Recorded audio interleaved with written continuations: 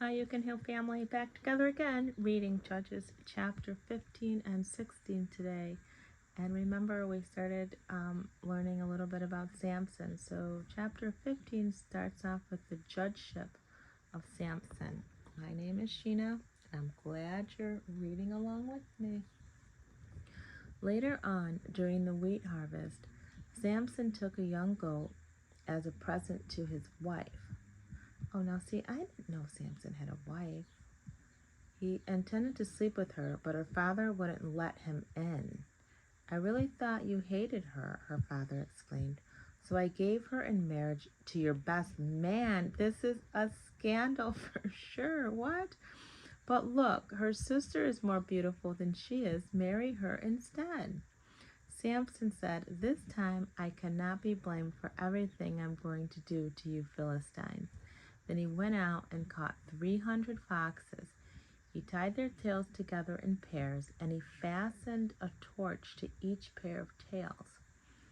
What? Then he lit the torches and let the foxes run through the fields of the Philistines.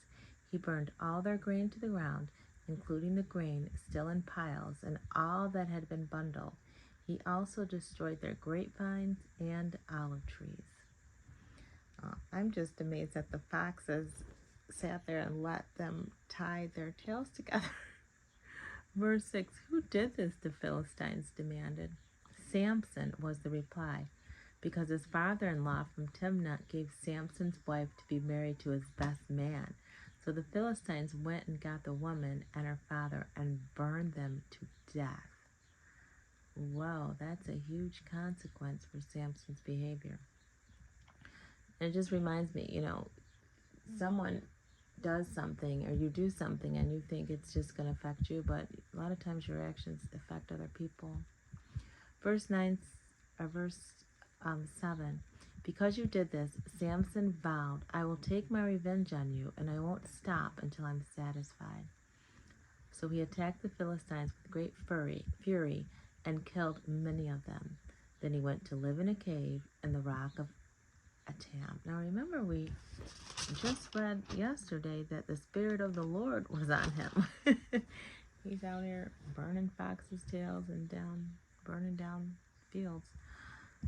Oh gosh, the Philistines retaliated by setting up a camp in Judah and raiding the town of Lehi. The men of Judah asked the Philistines, Why have you attacked us? And the Philistines replied, We've come to capture Samson.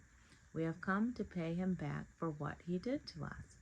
So 3,000 men of Judah went down to get Samson at the cave in the rock of Atam. They said to Samson, Don't you realize the Philistines rule over us? What are you doing to us? But Samson replied, I only paid them back for what they did to me.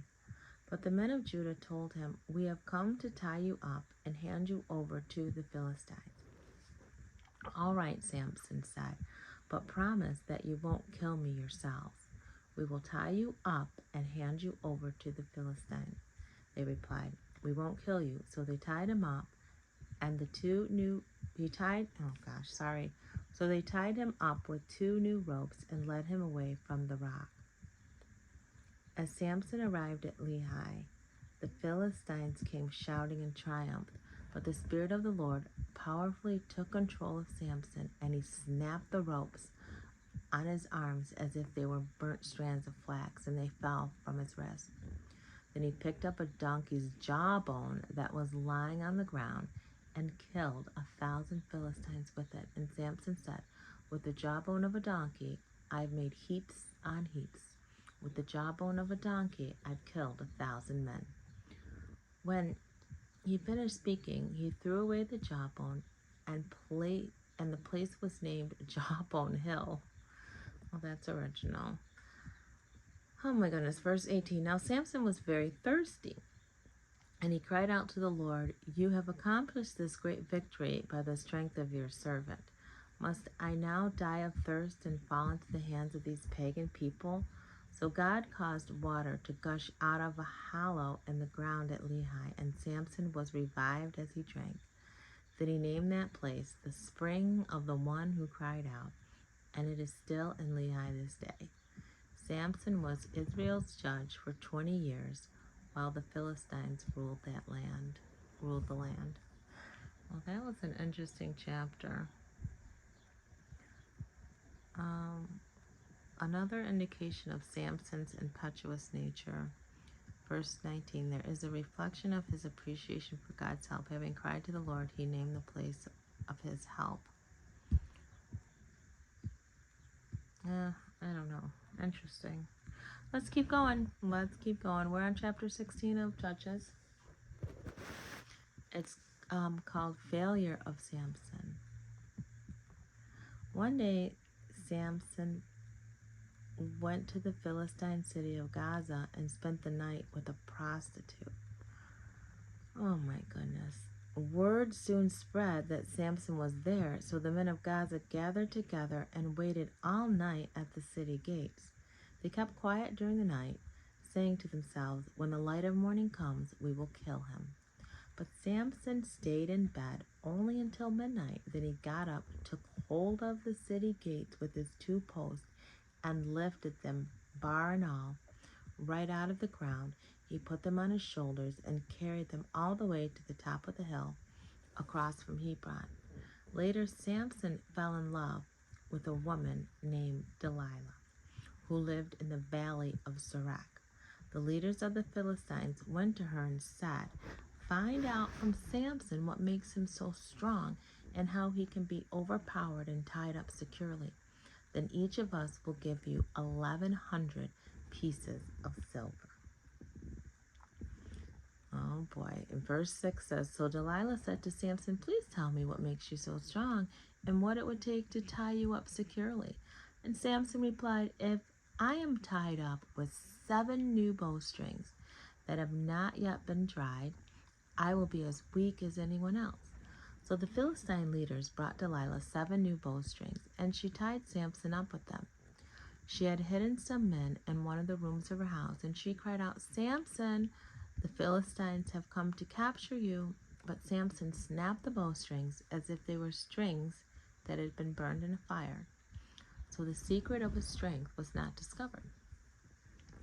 Afterward, Delilah said to him, you made fun of me and told me a lie. Now please tell me how you can be tied up securely. And Samson replied, if I am tied up with brand new ropes that have never been used, I will be as weak as anyone else. So Delilah took new ropes and tied him up with them.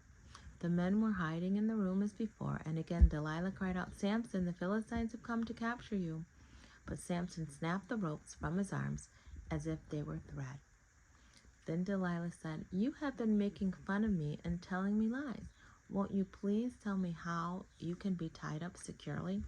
Now you gotta wonder why Samson's like, why is this lady pressing me to know? Like, maybe he's so captured by her. This is so dangerous. Then Delilah said, okay, I read that, you've been making fun of me. And Samson replied, if you weave the 7 braids of my hair into the fabric of your loom and tighten it with the loom shuttle, I will be as weak as anyone else. So while he slept, Delilah wove the 7 strings of his hair into the fabric and tightened it with the loom shuttle. After she cried out, Samson, the Philistines have come to capture you. But Samson woke up, pulled back the loom shuttle, and yanked his hair away from the loom and the fabric. Then Delilah pouted.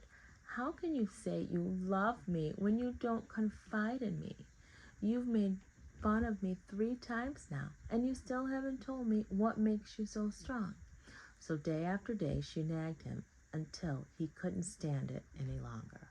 Oh my God, this is the okie doke. This is so bad. So verse 17 says, finally Samson told her his secret.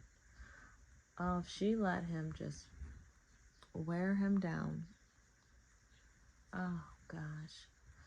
My hair has never been cut, he confessed, for I was dedicated to God as a Nazarite from birth.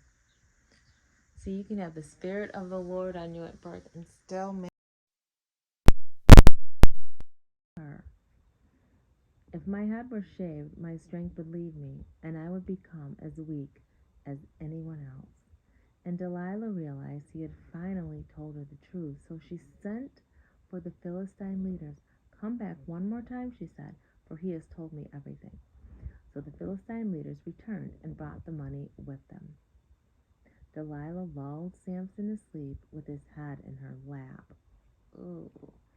And she called in a man to shave off his hair, making his capture certain. And his strength left him. Then she cried out, "Samson, the Philistines have come to capture you." And when he woke up, he thought, "I will do as before and shake myself free," but didn't realize the Lord had left him. This is such a tragic story to me, because you've given everything. The Lord has blessed you, and we still can make foolish decisions. That's why we've got to know who we are in Christ, so when people come into our lives that sound good and talk sweet and may look good, we have to be careful. We have to use wisdom. So the Philistines in verse 21 captured him and gouged out his eyes. Lord have mercy. They took him to Gaza, where he was bound with bronze chains and made to grind grain in the prison. But before long, his hair began to grow back. The Philistine leaders held a great festival, offering sacrifices and praising their god Dagon. They said, "Our God has given us victory over our enemy Samson." When the people saw him, they praised their God, saying, "Our God has delivered our enemy to us. The one who killed so many of us is now in our power." Half drunk by now, the people demanded, "Bring out Samson so he can perform for us." So he was brought from the prison and made to stand at the center of the temple, between the two pillars supporting the roof. Samson said to the servant who was leading him by the hand, "Place my hands against the two pillars. I want to rest against them." The temple was completely filled with people. All the Philistine leaders were there, and there were about 3,000 on the roof who were watching Samson and making fun of him. Then Samson prayed to the Lord. Well, he remembered who he was. He said, "Sovereign Lord, remember me again, O God. Please strengthen me one more time so that I may pay back the Philistines for the loss of my eyes." Then Samson put his hands on the center pillars of the temple and pushed against them with all his might. "Let me die with the Philistines," he prayed, and the temple crashed down on the Philistine leaders and all the people. So he killed more people when he died than he had during his entire lifetime. Later, his brothers and other relatives went down to get his body. They took him back home and buried him between Zorah and Eshtaol, where his father Manoah was buried. Samson had been Israel's judge for 20 years. Wow. So that's the end of chapter 16, and his hair grew back, so he had his strength back, because God promised him, that he would be strong, and that the Spirit of the Lord would be on him. So in the end, he fulfilled God's will. But just be careful, you can heal family, of the smooth talkers, right? And all these things that people can say and how they look to entice you and cause you to do things that you shouldn't be doing. So just be careful. This story is such a good example of that. And that's that. So thanks for listening. I was going to read outside, but my neighbors are out back, and it was they would have been on the video. You would have been able to hear them. But earlier today, we had to stop at Walgreens, actually, and there were some beautiful, what are they called? Now I can't think of them. Lavender. So that's the picture you're seeing. Bren made a video of it. It was really pretty. So anyways, I love you all. I'm glad that you're listening, and we're just growing together in the Word. So we'll be back tomorrow. Always remember that true healing begins with self-love. Why? Because God is love, and He lives on the inside of you. Bye.